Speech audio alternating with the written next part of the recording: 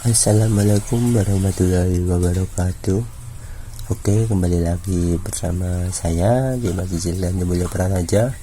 Kali ini kita akan membahas mengenai mata kuliah probabilitas dan statistika, tepatnya pada uji hipotesis.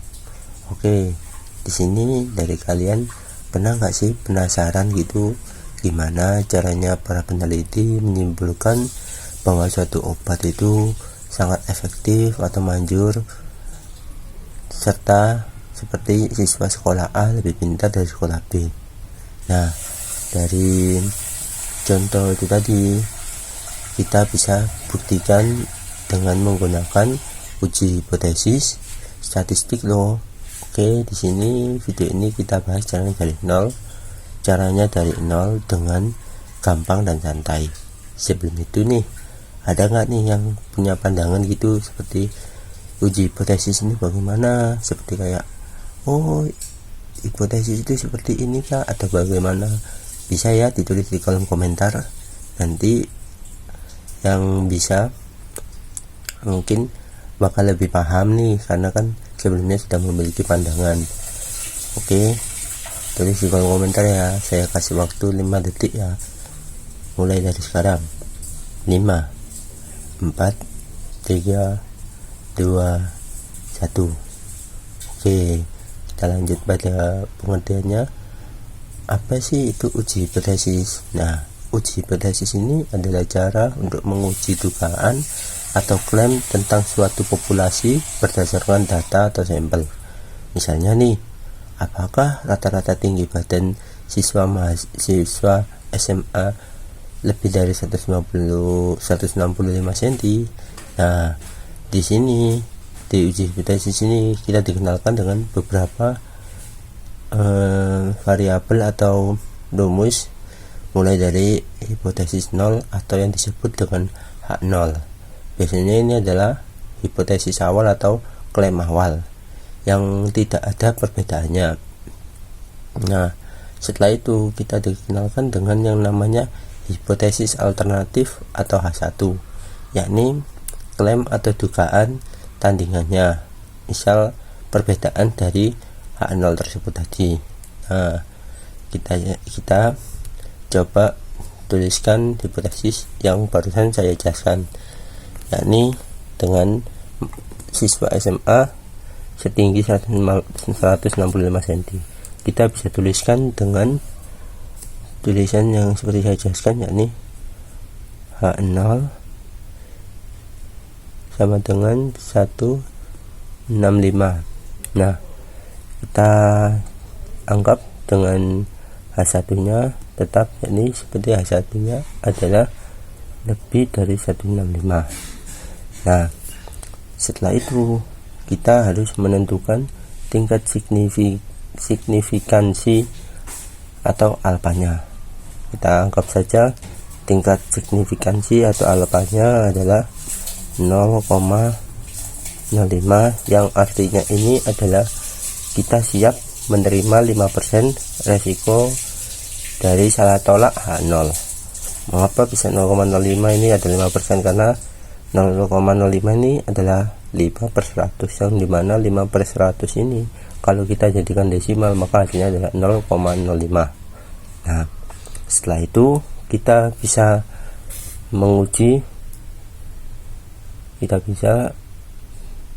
hitung nilai statistik uji menggunakan rumus Z, yakni dengan rumus Z sama dengan X bar min mu 0 per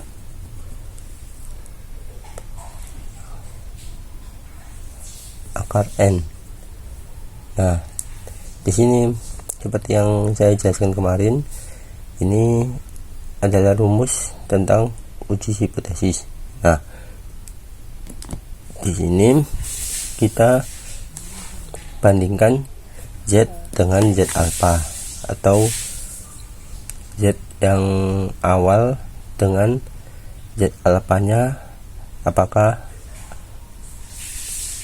perbedaannya itu Z alpha lebih besar atau Z alpha lebih kecil. Nah, Setelah kita temukan hasilnya, maka kita ambil keputusan. Jika Z hasil dari hitungannya lebih dari Z dari tabel, maka H0 ditolak. Jadi di sini untuk tabelnya itu bisa kalian cari di internet ya, karena itu Z tabel itu mungkin sudah ketetapan nasional, jadi sudah banyak yang ada di internet, atau mungkin kalau tidak ada kalian bisa cari-cari mungkin di offline atau di toko-toko yang seperti Tonggamas atau Gramedia atau semacamnya yang mungkin menjual seperti itu. Nah, kita lanjut ke contoh soal. Oke, kita lanjut contoh soal. Sebuah perusahaan mengklaim bahwa rata-rata waktu layanan mereka adalah 10 menit. Seorang pelanggan mengambil sampel 25 layanan dengan rata-rata 11 menit dan simpangan baku populasi sebesar 2 menit. Uji apakah waktu layanan benar-benar lebih dari 10 menit pada tingkat signifikansi 5%. Nah, kita tulis yang kita ketahui, yakni H0 adalah 10 dan H1 adalah lebih dari 10. Karena tadi H0 ini adalah hipotesis awalnya adalah mereka bilangnya 10 menit, tapi ketika kita mengambil sampel 25 layanan ini rata-ratanya adalah 11 menit. Jadi di sini kita tulis lebih dari 10 menit. Nah, setelah itu diketahui alfanya adalah 0,05. Nah, dan Z alpha ini sudah ketetapan ya, jadi kalian bisa cari di internet. Jadi Z alpha ini bentuknya sudah pasti dan tidak mungkin berubah, tidak ada rumusnya karena Z alpha sudah ada tabelnya. Oke, hasilnya adalah 1,645. Oke, setelah itu kita masukkan ke rumusnya yang tadi, yakni Z sama dengan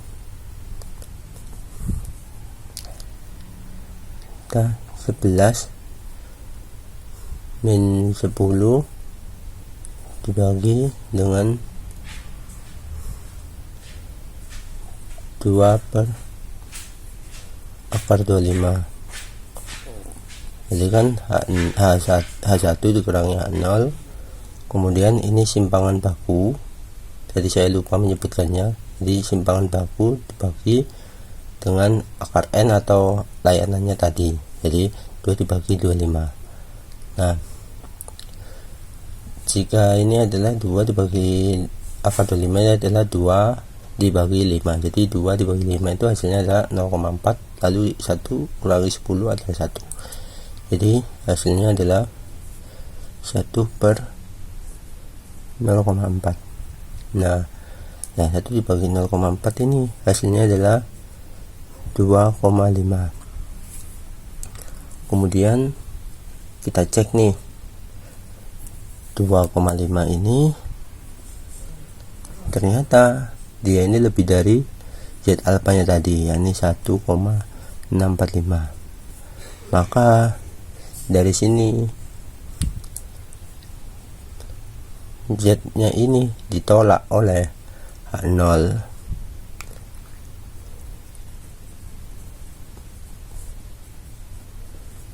Nah, karena di sini kesimpulannya adalah buktinya bahwa rata-rata dari waktu layanan lebih dari 10 menit. Oke. Di sini aku memiliki tips cepat nih untuk mengingat uji hipotesis, yakni dengan HAZBK. Nah, HAZBK ini artinya apa sih? Nah, H untuk hipotesis, A untuk alfa, dan Z untuk Z, B itu untuk bandingkan, lalu K untuk kesimpulan.